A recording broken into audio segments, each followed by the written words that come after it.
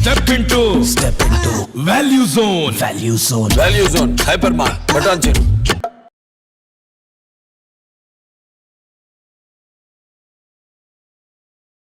అమ్మ నమస్తే. నమస్తే అమ్మా. అమ్మ, కార్తీక మాసం వెళ్ళిన వెంటనే మనకి మార్గశిర మాసంలోకి అడుగు పెడుతున్నాం. అవునమ్మా. మరి కార్తీక మాసం అంతా కూడా మనము శివునికి, కార్తీక పురాణం వింటాము, శివునికి ఎక్కువగా శివుణ్ణి ఆరాధిస్తాం కదా. అంతే కదమ్మా. దామోదర మాసం అని చెప్పి కార్తీక మాసం అంతా కూడా మనం తులసిలో ఉన్న దామోదరుణ్ణే పూజిస్తాం. తులసి దగ్గర దీపం పెట్టినప్పుడు, స్నానం చేసేప్పుడు కూడా దామోదర ప్రీత్యర్థమనే చేస్తాం మనం. అవును అవును. కార్తీక పురాణంలో కూడా అన్నీ కూడా సాలగ్రామాలు మొదలైనటువంటివి చెప్పేది ఎక్కువ. విష్ణు ఆరాధన కూడా ఉంది. మరి మార్గశిర మాసం ఏంటమ్మా? ఈ మాసంలో మనము ఏ విధమైన పూజా విధానాన్ని అవలంబిస్తాము? మార్గశిర మాసం అనేది చాలా ముఖ్యమైనటువంటి మాసంగా చెప్తారండి. భగవద్గీతలో కృష్ణుడే చెప్పాడు, మాసానం మార్గశీర్షోహం అని. అంటే మాసాలలో నేను మార్గశిర మాసాన్ని అన్నాడు. తన విభూతి యోగంలో తన యొక్క వైభవం ఎందులో ఏది ఎక్కువ ప్రదర్శించబడుతుంది అని చెప్పేటప్పుడు మృగాలలో సింహం అట్లా చెప్పుకొస్తాడనమాట. అలా చెప్పుకుంటూ ఒక్కొక్క దాంట్లో ఒక్కొక్క అక్షరానాం అకారోస్మి, అక్షరాల్లో అకారాన్ని, అట్లాగే మాసాలలో మార్గశీర్షాన్ని అన్నాడు. అంటే మార్గశిర మాసం అన్నది సాక్షాత్తు శ్రీ మహావిష్ణువు యొక్క స్వరూపంగా మనం భావించాలి. అందుకని ఈ మాసంలో అత్యధికంగా విష్ణు ఆరాధన జరుగుతూ ఉంటుంది. అసలు మార్గశీర్షం అంటే ఏమిటి అనగానే మనకేం చెప్తారంటే, మృగశిర నక్షత్రం పూర్ణిమ నాడు చంద్రుడికి సమీపంలో ఉన్నటువంటి మాసానికి మార్గశీర్ష మాసం అంటే మృగశిర నక్షత్రం, దానికే మార్గశీర్షం అని ప్రధానం అంటారు. అర్థం ఏమిటి? మార్గశీర్షము అంటే దారికి ముందుండేది. ఈ నెలలో ఏ పని చేసినా ఈ నెలకు ఉన్నటువంటి శక్తి వల్ల మనకి ముందుండి మనని నడిపిస్తుంది. అందుకని ఏ సాధన చేసినా అత్యధికంగా సరైన దారిలో పెడతాం, పక్కదారిని వెళ్లకుండా.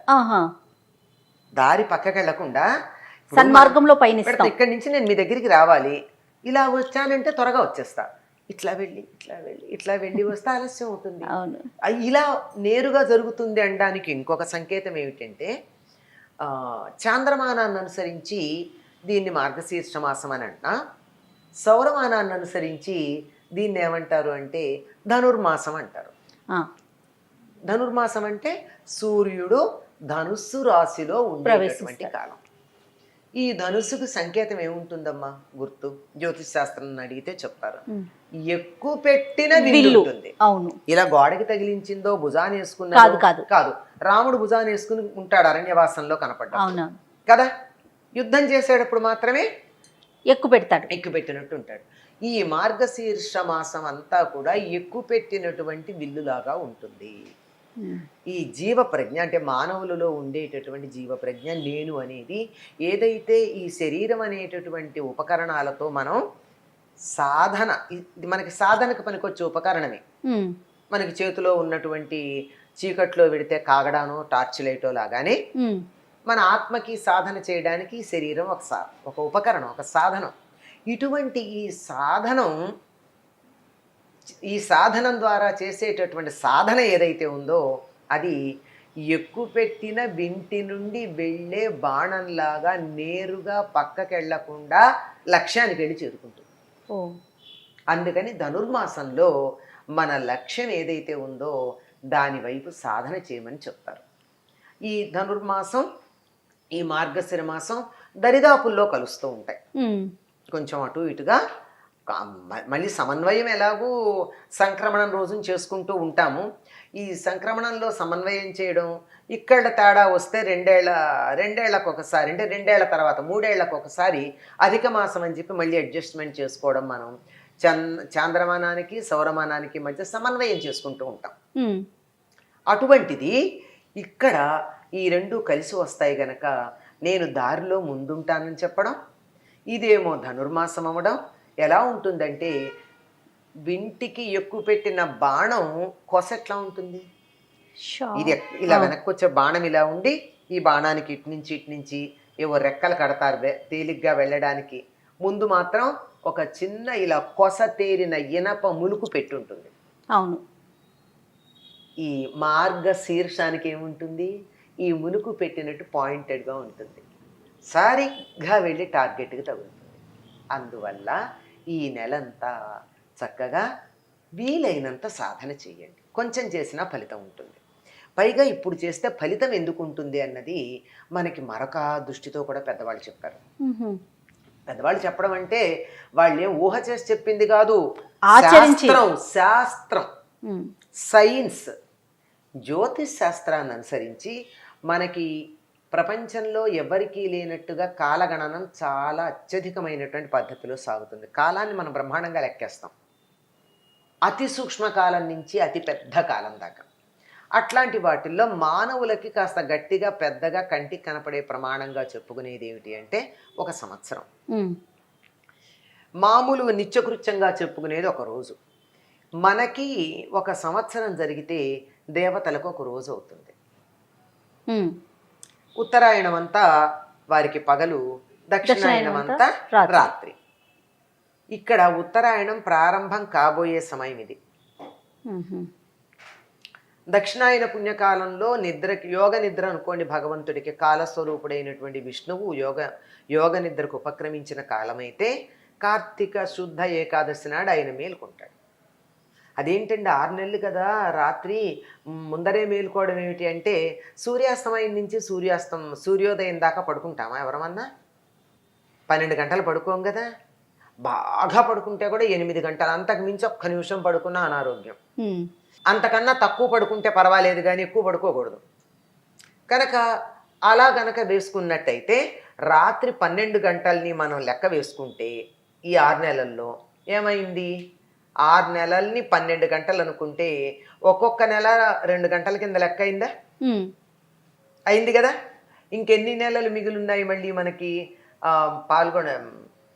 పుష్యమాసం రావడానికి, మార్గశిరం కానీ పుష్యం కానీ ఉత్తరాయణ పుణ్యకాలం రావడానికి ఇంకో 2 నెలలు ఉన్నాయి.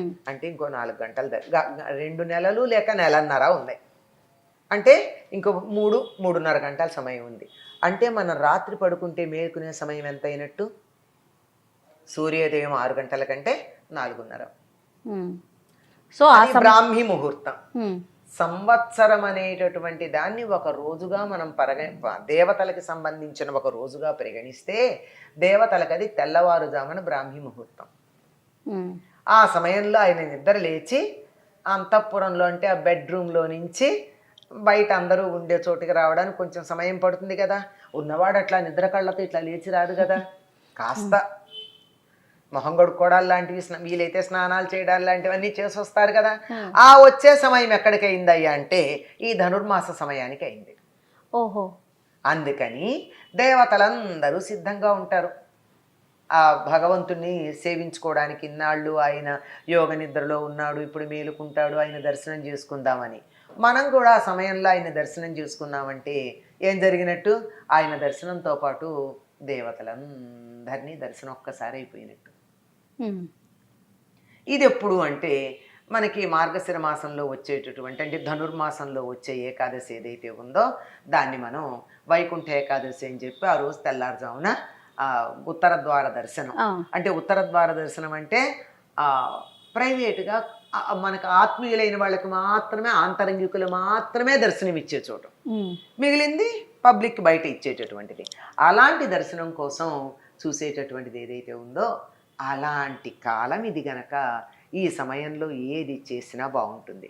అంతేకాదు మీరు పొద్దున్నే early bird catches the worm అని ఆంగ్లంలో సామెత ఉన్నట్టు ఎవరితోనైనా మనకి పనుంటే వాళ్ళని పొద్దున వెళ్ళి కలిస్తే జరిగినట్టు రాత్రిపూట విసుగ్గా ఉన్న తర్వాత చూద్దామంటారు, అలసిపోయి. పొద్దునైతే తాజాగా ఉంటారు విశ్రాంతి తీసుకుని. కనుక విష్ణువు దగ్గర మనం ఏదన్నా మొర పెట్టుకుంటే మన మొర ఆయన వినాలి అంటే తగిన కాలం ఏది? ఈ ధనుర్మాసం. ఈ ధనుర్మాసం మార్గశిర మాసం రెండు ఒకదాంతో ఒకటి కలిసి ఉంటాయి. కనుక ఈ సమయంలో తప్పనిసరిగా ఏ సాధనైనా చెయ్యాలి అని మనకి పెద్దలు చెప్పారు.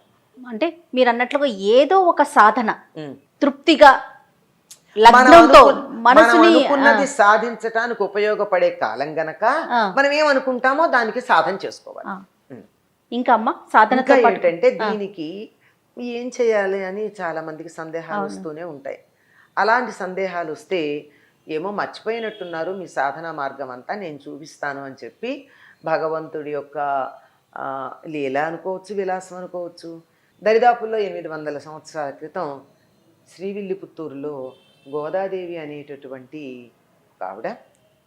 ఒక ఆవిడ అని ఎలా చెప్పాలి అంటే ఒక దేవత అనాలి. ఎందుకంటే ఆవిడ అయోనిజగా ఉద్భవించి తానొక సాధన చేసి లోకంలో జీవులందరికీ ఇది ఆదర్శంగా ఉంటుంది అని చూపించింది.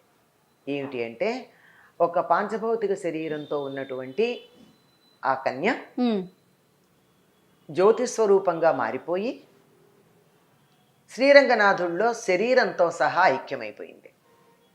ఒక్క నెల రోజులు చేసిన సాధనకి.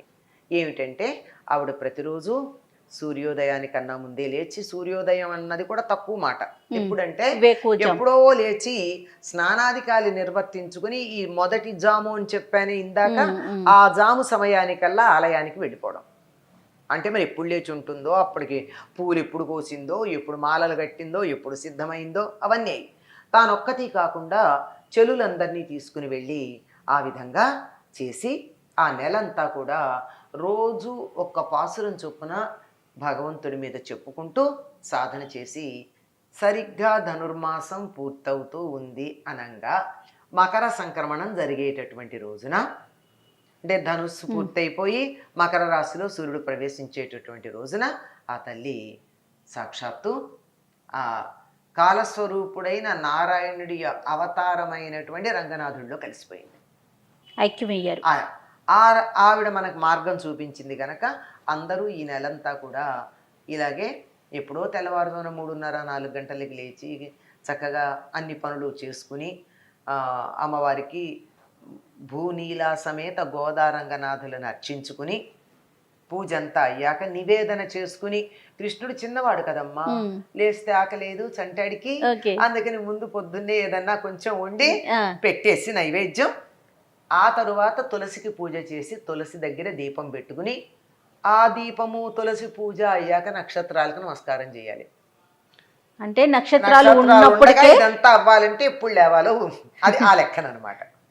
ఈ రకంగా చేస్తారమ్మా. పైగా ఇంత చేస్తే కూడా ఇది శీతాకాలం గనక నక్షత్రాలు 6 దాకా కూడా ఉంటాయి. అవునవును. చేత ఇలా చేయడం అన్నది సరిగ్గా ఆవిడ ఏ రకంగా దైవంలో లీనమైపోయిందో ఆ రకంగా లీనం అవ్వడానికి తగిన సాధనకి అనుకూలమైన కాలం ఈ మార్గశీర్షం, ధనుస్సు 2 కలిసి వచ్చాయి కనుక. అమ్మ మరి వేకువజామునే లెగిసి చేయాల్సిన పరిస్థితి కదా, కొంతమందికి కుదరొచ్చు కుదరకపోవచ్చు, మరి వారి పరిస్థితి ఎలాగమ్మా? అమ్మ అందరికీ కుదురుతుందని ఎలా అనుకుంటామమ్మా. రాత్రి 12 దాకా డ్యూటీలు చేసే వాళ్ళు ఉంటారు, చంటి పిల్లల తల్లులు ఉంటారు, రోగులను చూసుకునే వాళ్ళు ఉంటారు, ఒకళ్ళనే ఏం చెప్తాం. అవును, కుదిరిన వాళ్ళు చేస్తారమ్మా. కుదరినప్పుడు ఆ సమయానికి నమస్కారం చేసుకోండి, ఎవరు వద్దన్నారు. ఇంట్లో ఒకళ్ళు చేస్తారనుకోండి, మిగిలిన వాళ్ళు అక్కడ నమస్కారం చేసుకున్నా, కనీసం గోదాదేవిని తలుచుకున్నా, అది కాకపోతే పాసురాలు ఒక్కడ చదువుకోండి. రోజుకి స్నానం చేసి వీలైనంత త్వరగా స్నానం చేసి పాసురం చదువుకోండి. ఇది కూడా కుదరని వాళ్ళకి మా గురువు గారు గోదా వైభవం అని చెప్పి చక్కని కావ్యాన్ని అందించారు. 30 రోజులకి 30 అధ్యాయాలతో. మేము ఉదయం వీలైనటువంటి వాళ్ళందరం ఈ పూజలు చేస్తాం, అందరికీ కుదరకపోవచ్చు. అట్లాంటప్పుడు సాయంకాలం తప్పనిసరిగా సాయంత్రం దీపం పెట్టుకున్న తర్వాత దేవుడి దగ్గర తులసి దగ్గర గోదా వైభవం ఒక అధ్యాయం, దరిదాపుల్లో 30 నుంచి 35 అట్లా ఉంటాయి పద్యాలు. అందులో గోదాదేవి యొక్క అనుభూతులు అవి అధ్యయనం చేసుకుంటాం. అది చేసినా ఇంతటి ఫలితమే ఉంటుంది. మనసు, భక్తి, శ్రద్ధ చాలా ప్రధానం. అవి లేకుండా యాంత్రికంగా ఇన్ని చేసి మనసు ఎక్కడో పెట్టుకుని పూజలన్నీ చేస్తే కూడా ఏం ప్రయోజనం, లాభం లేదు. పైగా ఆనాటి పరిస్థితులు వేరు, ఈనాటి పరిస్థితులు వేరు. ఆవిడికి పెళ్లి కాలేదు, ఇంకా కుటుంబ బాధ్యతలు లేవు, వంట చెయ్యక్కర్లేదు, పిల్లల్ని చూసుకోనక్కర్లేదు, చేసింది. మరి అవన్నీ చూసుకునే వాళ్ళు చెయ్యాలి అంటే చేయగలిగితే మంచిది. అవన్నీ చూసుకుంటూ కూడా తగిన ఏర్పాట్లు చేసుకుని సౌలభ్యాలు సౌకర్యాలు కల్పించుకుని చేస్తే చేయొచ్చు.